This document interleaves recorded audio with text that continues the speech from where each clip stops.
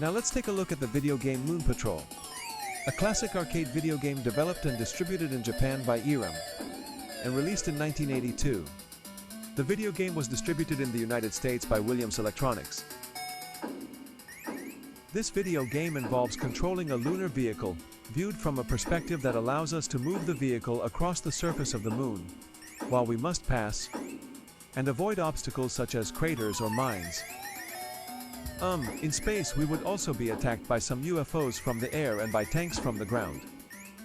Moon Patrol was one of the first video games of this kind, and the first video game with parallax scrolling, meaning a repetitive and continuous scenic scrolling to the right. In this game, we are supposed to take on the role of a police officer in the lunar patrol assigned to Sector 9, which is the place of the toughest criminals in the galaxy. At the top of the screen, it will show us a map with a timeline to demonstrate the current course and the 3 indicators.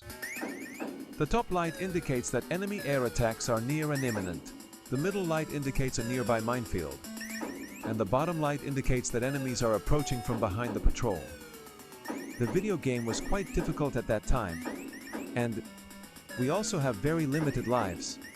It was especially frustrating when all the UFOs and ships arrived, and on top of that, tanks would cross below and craters.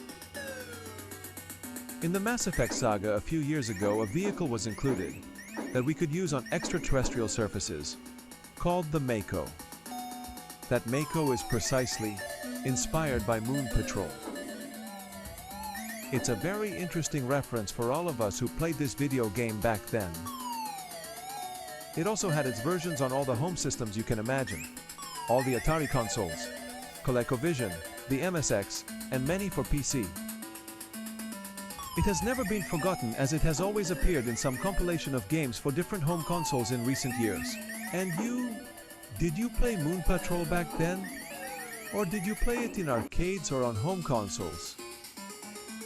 Check out the other videos I have here on the channel to remember some of the video games you played in those old years.